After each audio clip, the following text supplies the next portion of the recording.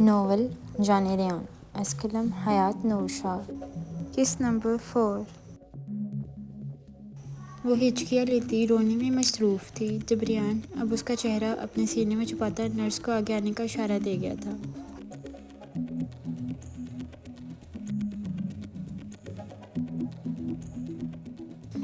जबकि उसने हयात की ग्रीफ तंग से तंग कर दी थी ताकि वो 1 इंच भी हिल ना सके। नर्स जैसे ही उसके करीब आई थी, हयात ने अपने छोटे छोटे हाथों से रियान की थाम लिया था, जबकि दिल 100 की स्पीड से दौड़ रहा था।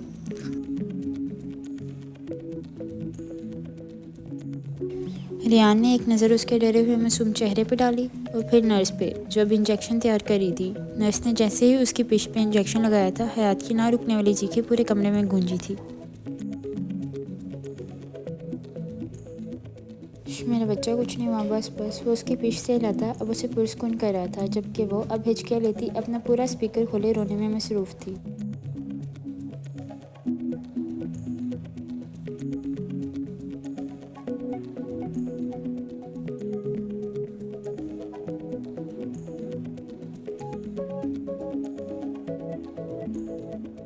रियान अब उसको अपने सीने से लगाए काफ़ी देर तक उसकी पीठ से लाता उसे पुरस्कुन करने की कोशिश कर रहा था। अच्छा बस बस मेरा बच्चा, कुछ नहीं हुआ।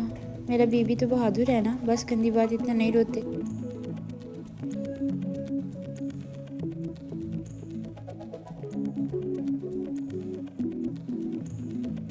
वो उसकी सुर्ख होते चेहरे पर नरमी से अपने गुलाबी होंठों का लम्स छोड़ता, अब उसे चुप करवाने की कोशिश कर रहा था, जबकि वह नफ़े में ज़ोरों से सर हिलाती, अब हवा में अपने हाथ पर चलाती उसकी गिरफ्त से निकलने की कोशिश कर रही थी।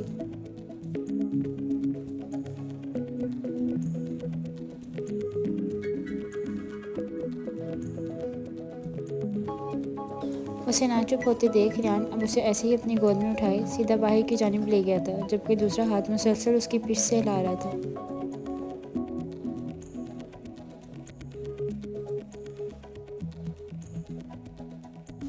बाहर निकलते ही वो सीधा उसे अपनी गोद में लिए ही गाड़ी में आ बैठा था, जबकि हॉस्पिटल से निकलते हुए वो बहुत ही लोगों की नज़रों का मरकज़ बने थे, जिसे रियान ने एक नज़र भी देखना ज़रूरी ना समझा था।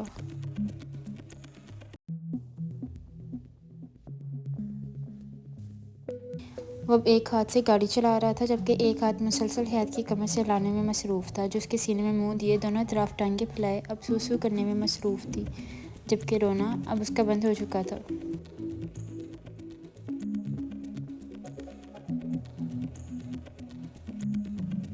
हयात बेबी, वो गाड़ी चलाते हुए एक नज़र उसे देखते बोला था, जबकि उसके बुलाने पे वो रोने वाले अंदाज में ज़ोरों से ममनाई थी, जबकि उसके ममनाने पे वो फ़ौरन अब बोला था, अच्छा अच्छा नहीं करता बात, बस।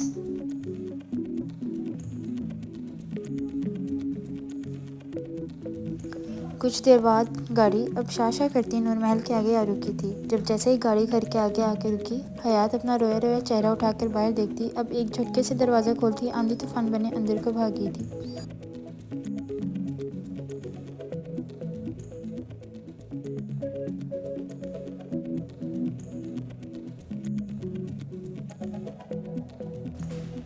जब घर में दाखिल होते ही उसने अपने गुस्से और रोने के मिले जुले तासरात के साथ अपने कंधे पर लटके छोटे से बैग को ज़ोर से ज़मीन पर पटका था। सब गंदे हैं, किसी से बात नहीं करूँगी मैं, वो अपनी रोनी आवाज़ में बोलती, अब बिना पीछे मुड़े 120 की स्पीड से ऊपर भागती हुई अब सीधा अपने कमरे में जा घुसी थी, जबकि नूर बेगम, जो सामने सोफे पे ही बैठी अपनी गुड़िया का इंतज़ार करी थी, उसे ऐसे रोते हुए देख तड़प उठी थी।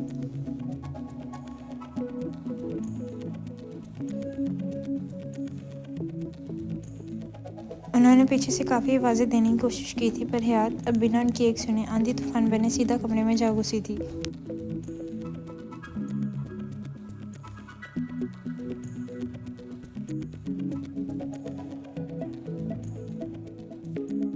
रेयान, जो दरवाजे से दाखिल होते हुए हयात की हरकत बखूबी देख चुका था, अब उसका बैग ज़मीन से उठाए सीधा नूर बेगम के पास आया, जो इसको परेशान को नज़रों से देख रही थी।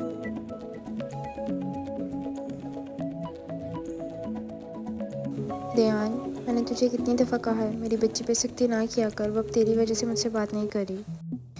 रिलैक्स मामा, she has become a bit cranky due to the injection. She should be fine after a while, don't worry.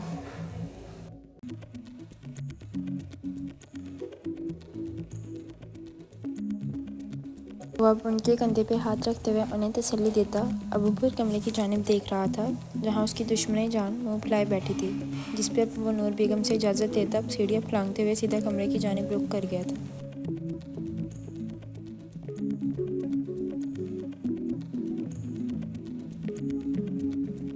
कमरे में दाखिल होते ही उसकी नज़र उस छोटे से वजूद पे पड़ी जो तकिए में अपना मुंह दिए टांगे फैलाए पूरे बेड पे फैलने वाले अंदाज में लेटी अब सूसू करने में मसरूफ़ थी।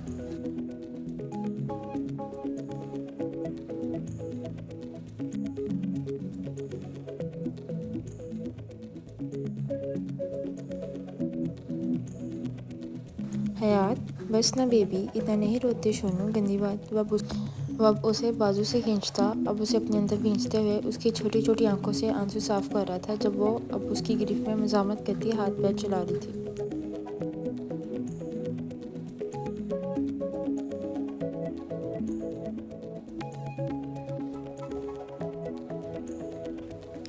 अच्छा बस उठो, शावर चेंज करवाऊँ तुम्हें, रो रो के हालत देखो क्या की हुई है तुमने अपनी। वो अब उसके ना चुप होने पे संजीदगी से बोलता, अब उसे उठाए सीधा वॉशरूम में ले आया था।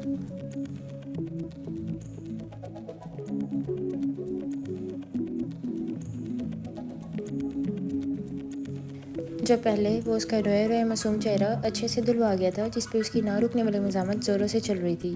पूरे वॉशरूम में हयात की ममनाती आवाज़ें गूंज रही थी, अभी बस बस और नहीं।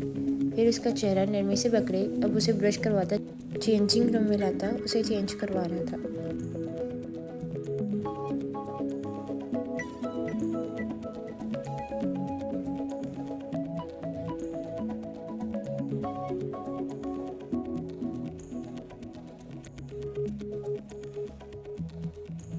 जिस पे अब वो ज़िद्दी अंदाज में उसका हाथ बार बार झटकती अब चीख रही थी, छोड़े मुझे, छोड़े, नहीं करना मुझे आपसे चेंज। वो अब ज़ोरों से चीखते हुए बार बार अपना हाथ झटक रही थी।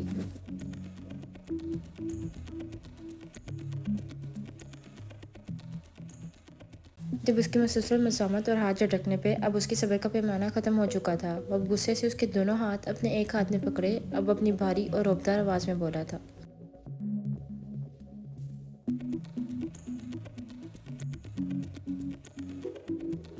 हयात, दिमाग ख़राब हो गया तुम्हारा? ये मार खानी है तुमने मुझसे आधी रात? चुपचाप खड़ी रहो यहाँ पे, आवाज़ ना आए मुझे तुम्हारी, वरना जान निकाल दूंगा अब मैं।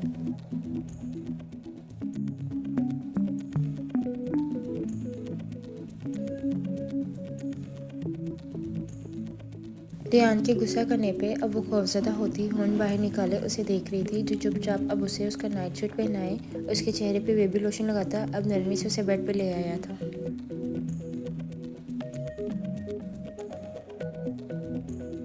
क्लोज योर आइज, मुझे अब तुम्हारी आंखें खुली ना नजर आए, चुपचाप आंखें बंद करके सो जाओ, अब सुबह कॉलेज भी जाना है तुमने।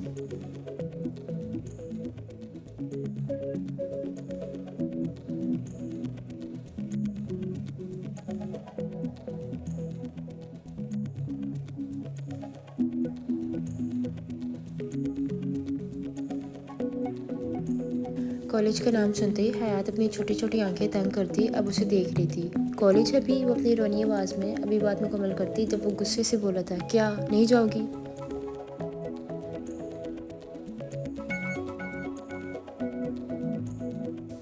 नहीं, मेरा मतलब कि वो पेपर्स हो रहे थे ना। नहीं नहीं, पेपर्स हो गए थे। वो फ़ौरन अपने दोनों हाथों से नफ़ी का इशारा करती अपना जुमला दुरुस्त करते हुए बोली थी।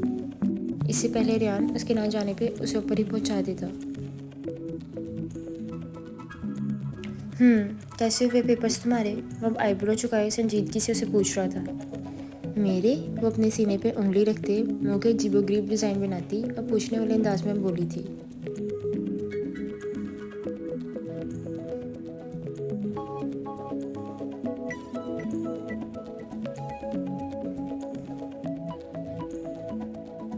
नहीं मेरे, उसके सवाल पे रेहान मज़ीद उसे गुस्से से घूरते अब बोला था। अच्छे, बहुत अच्छे, वो डरते हुए बोली थी।